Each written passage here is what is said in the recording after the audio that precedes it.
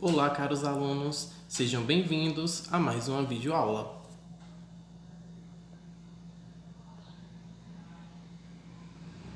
Estamos na quarta semana do mês de junho, na nossa disciplina de Matemática 1, sexto ano, e iremos abordar a seguinte agenda.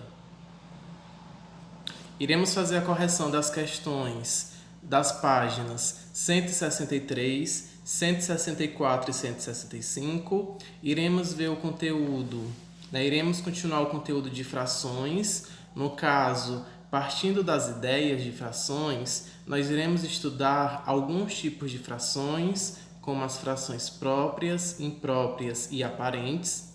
E vocês irão resolver as atividades das páginas 168 e 169. Galera, iniciando a nossa agenda, iremos começar com a correção da atividade da página 163 do módulo 2, a questão 1. A questão 1, a gente tem que analisar a imagem da página 160, que é justamente essa que está aparecendo, em que temos algumas crianças, com alguns balões. É tipo como se fosse uma festinha de aniversário, Então a questão 1 diz o seguinte: observe novamente a imagem da página 160.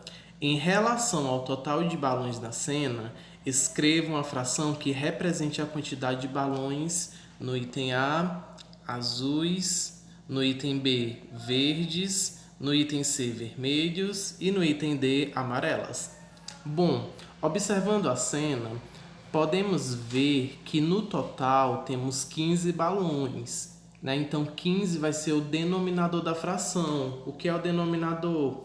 É aquele número que fica embaixo. E o numerador vai ser a quantidade de balões azuis. Podemos ver na cena que tem 4 balões azuis. Então, o número 4 vai ser o numerador. Então, no item A, nós temos a seguinte fração: 4 quinzeavos. Lembrando que esse 4 são o total de balões azuis e o 15 é o número total de balões que tem nesta cena, certo? O item B são os verdes. Nós podemos ver nessa cena que temos um total de 3 balões verdes. Então, a fração é 3 quinzeavos. No item C, ele quer saber os balões vermelhos, Podemos observar que também temos apenas 3 balões vermelhos, então 3 quinzeavos. E no item D, os balões amarelos. Temos um total de 5 balões amarelos de um total geral de 15 balões. Então temos 5 quinzeavos. Essa foi a questão 1 da página 163. Ainda na página 163, nós temos a questão 2.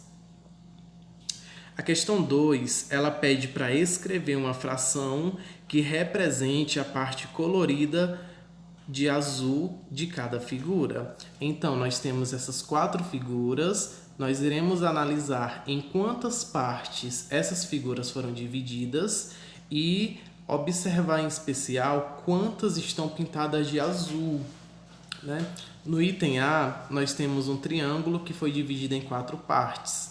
Então, o número 4 vai ser o denominador da fração. Lembrando, o denominador é o total de partes que a figura foi dividida. E a quantidade que está pintada de azul vai ser o numerador. No caso, no item A, só temos uma parte pintada de azul. Então, nós temos a seguinte fração: 1/4. Lembrando, o número que está em cima, que é o numerador, ele representa a quantidade de partes que está pintada de azul. O número 4, que é o denominador, que está abaixo, é a quantidade de partes que a figura foi dividida, beleza? No item B, nós temos esta figura circular, em que ela foi dividida em 7 partes, e dessas 7 nós temos 4 pintadas de azul. Então, nós temos a fração 4/7. 4 são os pintados de azul e 7 é o total de partes que a figura foi dividida. No item C, nós temos uma figura retangular que foi dividida em 6 partes, e dessas 6, tem 5 que estão pintadas de azul. Então, nós temos a fração 5/6. E no item D, nós temos essa figura quadrada, que foi dividida em 8 partes, e dessas 8, temos 3 pintadas. Então, nós temos a fração 3/8. Continuando. Galera, na página 163, nós temos também a questão 3, que envolve a multiplicação de um número natural por uma fração. Esse assunto nós iremos estudar mais à frente. Então, a questão 3 da página 163 vai ser uma questão que nós iremos trabalhar futuramente, certo? Então, deixe uma observação nessa figura, porque depois, nas próximas aulas, nós iremos retomar para essa questão, certo? Agora, na página 164, nós temos as questões 4 e 5, né? Lembrando que a questão 4, o item A, nós não iremos resolver hoje, porque o assunto dela é multiplicação também de uma fração por um número natural, que é um assunto que nós iremos estudar mais à frente. O que a gente vai resolver é o item B. O enunciado da questão 4 diz o seguinte: o território brasileiro é dividido em 27 unidades de federação, distribuídas em 5 regiões. Nós temos a região Norte, Nordeste, Centro-Oeste, Sudeste e a região Sul, certo? Essas unidades de federação são cada um dos estados que nós temos, mais o Distrito Federal, certo? O item B diz: sabendo que a região Centro-Oeste abrange 4 unidades de federação, que fração representa essa quantidade em relação ao total? Galera, o total são 27 unidades de federação. A região Centro-Oeste tem 4 unidades de federações. Então, nós temos 4 de 27, ou seja, 4/27. Essa é a resposta do item B da questão 4. O item A nós iremos resolver mais à frente, quando a gente vê o conteúdo de frações e números naturais, certo? A questão 5, na mesma página, que tem essa figura, nessa figura que já está aí no nosso slide, diz o seguinte: cada recipiente a seguir tem capacidade para 1.200 ml, ou seja, 1 litro e 200 ml. Vejam, no item A, o copo foi dividido em 3 partes, né? No item B, foi dividido em 4 partes. No C, em 6 e no D, em 8, né? A gente pode considerar essas partes de acordo com esses tracinhos na lateral dos copos, certo? Sabendo que as marcações dividem cada recipiente em partes com a mesma capacidade, determine o item A, uma fração que represente a quantidade de líquido em relação à capacidade total de cada recipiente. No item A, o recipiente está dividido em 3 partes. Dessas 3, só tem uma que foi totalmente preenchida. Então, nós temos a fração 1/3 no copo A. O copo B, como eu falei antes, ele foi dividido em 4 partes. Dessas 4, foi preenchida 3. Então, temos a fração 3/4 para o copo B. No C, a gente tem um copo que foi dividido em 6 partes e dessas 6 foram preenchidas 3, ou seja, a metade. Então, nós temos a fração 3/6. E no copo D, a gente sabe que ele foi dividido em 8 partes e das 8, 5 foram preenchidas. Então, nós temos a fração 5/8. Retomando, copo A, 1/3, copo B, 3/4, copo C, 3/6 e copo D, 5/8. Essas são as frações que representam as partes que foram preenchidas em cada copo, de acordo com as partes que este copo foi dividido. O item B é um assunto que a gente vai ver mais à frente, que é multiplicação de um número natural por uma fração. Então, nós não iremos resolver agora. Eu peço que esses itens que a gente não resolveu agora, vocês deixem marcados, porque mais à frente nós iremos retomar para essas questões. Galera, na página 165, nós temos a questão 6, certo? A questão 6 diz: Paulo tem uma coleção de canecas com 13 vermelhas e 7 azuis. Item A. Qual é a razão? Galera, quando fala de razão, ele também está falando de fração, certo? Razão, fração. Qual é a razão entre a quantidade de canecas vermelhas e o total de canecas que Paulo tem? Galera, são 13 vermelhas, né? No total, ele tem 20 canecas. Por quê? Porque são 13 vermelhas e 7 azuis. 13 mais 7, 20. Ele quer saber as vermelhas em relação ao total. As vermelhas são 13 e o total são 20. Então, a fração, a razão é 13 vinte-avos, certo? O item B. Qual é a razão entre a quantidade de canecas azuis e o total de canecas que Paulo tem? Nós sabemos que ele tem 20 canecas. Azuis são 7.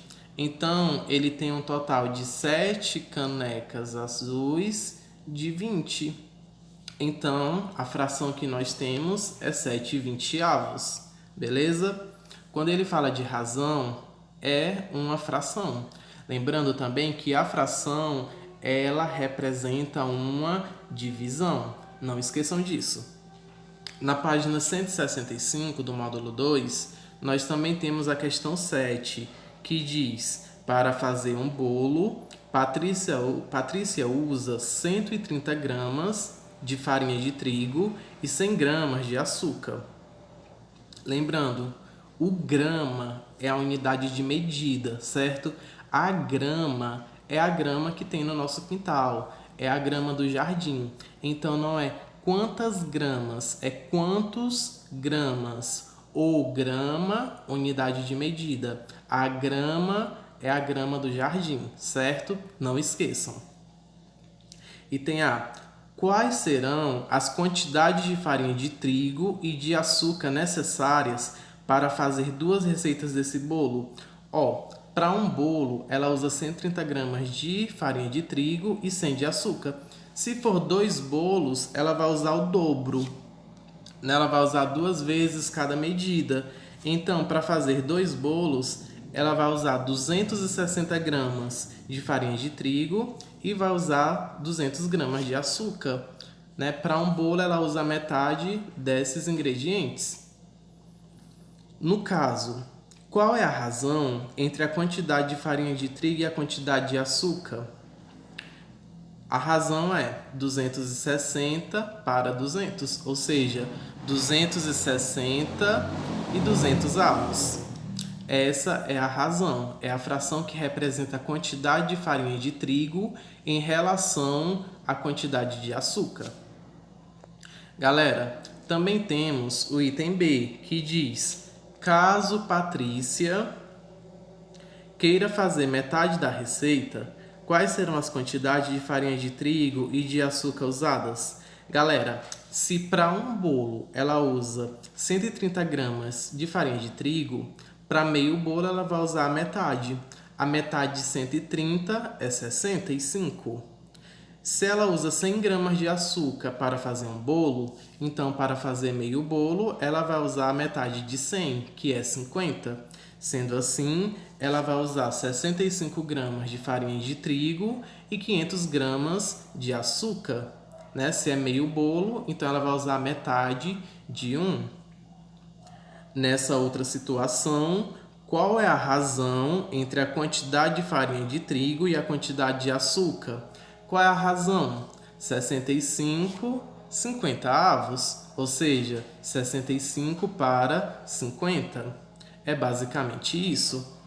Galera, a questão 8 é o mesmo assunto das questões que eu deixei para responder em uma outra aula, porque nós iremos ainda estudar o conteúdo das quantidades que uma fração pode representar, que é uma multiplicação de uma fração por um número natural. Por isso, nós não resolvemos alguns itens ou algumas questões, como no caso a questão 8, certo? Deixem marcadas porque essas questões nós iremos resolver mais à frente. Então, dando continuidade à nossa videoaula, hoje nós iremos estudar as frações próprias, as frações impróprias e as frações aparentes, certo? Que essas frações aparentes são tipos de frações impróprias. Galera, eu fiz uma esquematização desse assunto. Eu peço que vocês anotem esse esquema no caderno de vocês, que vai facilitar bastante a compreensão, certo? Então, as frações, elas podem ser próprias, impróprias ou aparentes, certo? Temos essas três classificações. O que é uma fração própria? Uma fração própria é aquela fração que representa uma parte de um inteiro, ou seja, quantidades maiores que zero e menor que 1. Em outras palavras, o que isso quer dizer? Que uma fração própria é aquela fração em que o numerador, que é o número de cima, é menor que o denominador, certo? Então, para reconhecer uma fração própria, basta você analisar o numerador. Se o numerador é menor que o denominador, então ela é uma fração própria. Dando continuidade, nós temos as frações impróprias. Uma fração imprópria é aquela fração que não é própria, ou seja, que ela representa uma quantidade maior ou igual a 1. Em outras palavras, o que isso quer dizer? Que uma fração imprópria é aquela fração em que o numerador é maior que o denominador, né? É aquela fração em que o número de cima é maior que o número de baixo. Por exemplo, 5 meios. Na fração 5 meios, o 5 é maior que o 2. Disso nós sabemos. Então, ela é uma fração imprópria. Fração própria, numerador menor que o denominador. Fração imprópria, o numerador é maior que o denominador, certo? E as frações aparentes, elas são um tipo de fração imprópria, porém é uma fração que representa um número natural. O que isso quer dizer? Isso quer dizer que toda fração imprópria que é aparente, né? Uma fração imprópria que é aparente é aquela fração que, se você dividir o numerador pelo denominador, o resultado vai ser um número natural. Por exemplo, a fração 6/3. Lembram que eu falei na atividade que uma fração ela representa uma divisão? Exatamente. Isso quer dizer o quê? Que você pode dividir o numerador pelo denominador. Nesse caso aqui desse exemplo, 6/3. Se você 6 por 3, quanto é? 2.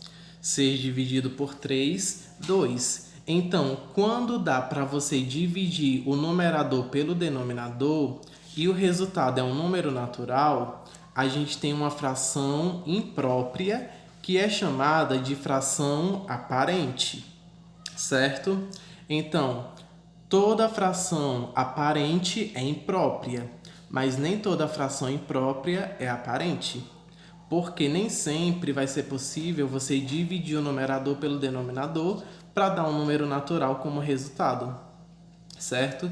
Então, quando você pode dividir o numerador pelo denominador de modo que o resultado seja um número natural, nós temos um tipo de fração que é chamada de fração aparente.